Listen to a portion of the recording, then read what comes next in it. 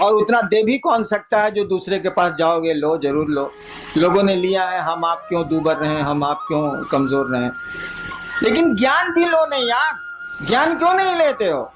ज्ञान लोगे तो बहुत मामूली सी चीज से भी तुम बहुत बड़ा काम कर लोगे। हम लोग देहात में वो कहावत है ना कि गांव में एगो होशियार रही तो वो कमा खा के जिए ली, 5 गो बुड़बक ओकरा भेटाए के चाहिए। तो ज्ञान का ये महत्व है। दिक्कत क्या है? दान तो बंटवारा में आप ले सकते हैं। जैसे महादेव को आप बाबा कहते हैं, बाबा की संपत्ति में आपका अधिकार है। शिव कहा जाता है कि चंदा मामा सबके मामा, शिव घर घर के बाबा।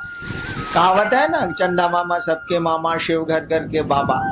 तो बाबा में तो पोते पर पोते सबका अधिकार है भाई, उसकी संपत्ति में। तो भोग तो रहे, हवा उसकी, प्राण उसके, पानी उसका, पहाड़ उसके, नदियां उसकी, हम उसके, सब तो उसी के हैं। तो भोग तो रहे और बिना मांगे मिल जाएगा, क्योंकि बाबा की संपत्ति में उसके पोता पोती से लेकर पूरा खानदान बढ़ते चले जाए, सबका अधिकार होता। कानून कहता है इस देश का कि जब तक जिंदा है तभी तक अधिकार रहेगा, उसके बाद कहीं दूसरे को दे दे। उस साला मरबे नहीं करता है तो देगा किसको? मरेगा तब ना दूसरे को होगा। उस साला जिंदा है। काहे कि रामनवमी में राम के जन्म की छुट्टी होती है, जन्माष्टमी में कृष्ण के जन्म की छुट्टी है। अब महादेव के जन्म का पता भारतीय सरकार को नहीं लगा तो हमको आपको कहाँ लगेगा? इसीलिए बियाह की छुट्टी है।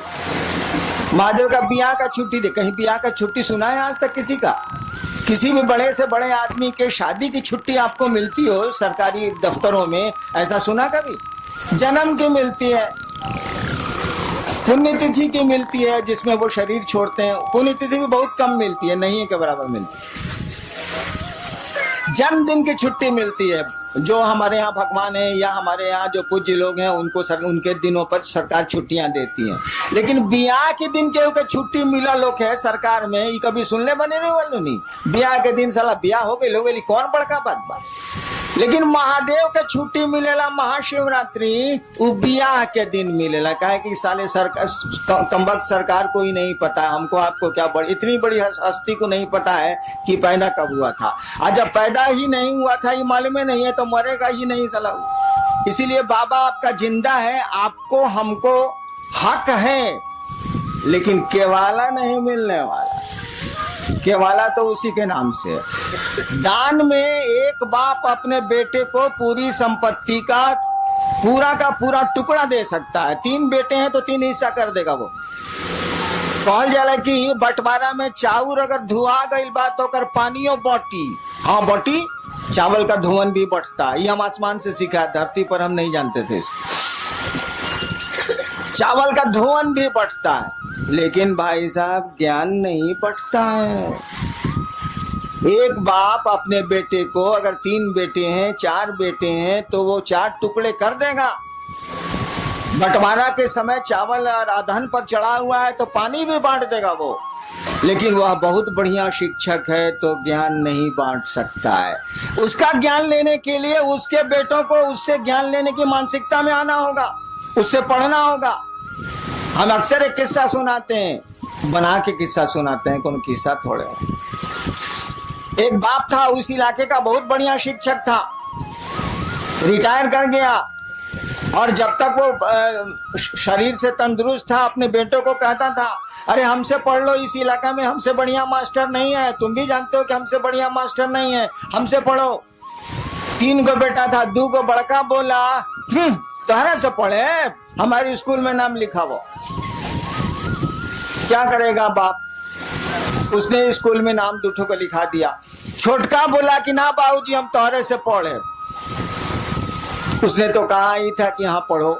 2 बेटा कहा कि ना हम तरह से ना पढ़े, भी स्कूल में पढ़े।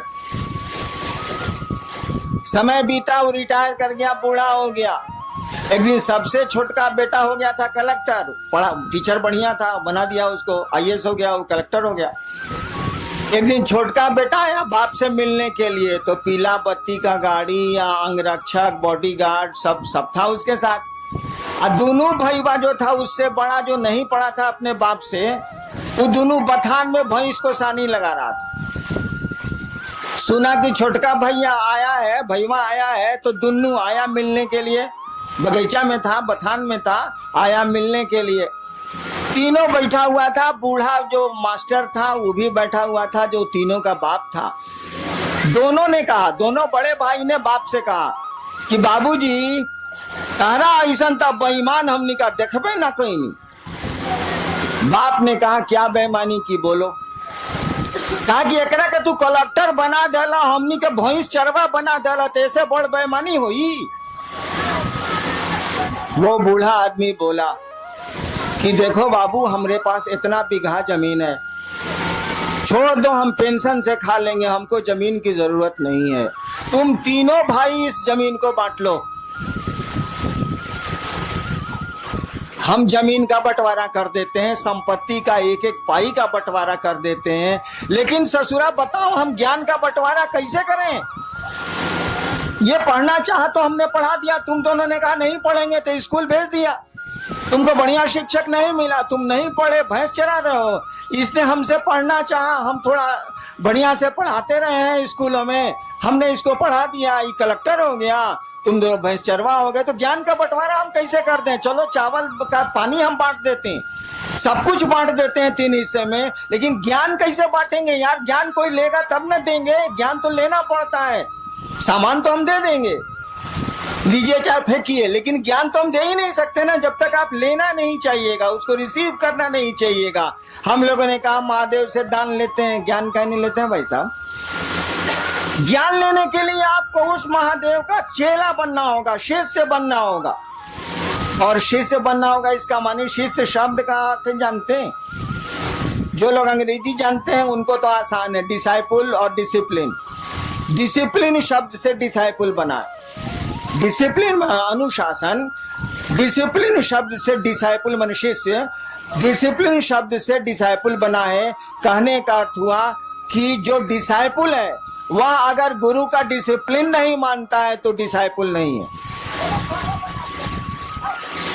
जो शिष्य है अगर गुरु का डिसिप्लिन नहीं मानता है तो डिसाइपुल नहीं है। शिष्य शब्द का भी वही अर्थ होता है। संस्कृत में शस धातु है, उससे बना है शिष्य शब्द, उससे बना है शासन, उससे बना है अनुशासन, उससे बना है प्रशासन, उससे बना है शिष्य। शिष्य का मानी होता है जो अंग्रेजी में मानी है वह हिंदी में भी है। शिष्य का मानी होता है जो गुरु का अनुशासन माने, वह शिष्य है, वह चेला। गुरु जो कहते हैं वो करे, गुरु का अनुशासन माने, डिसिप्लिन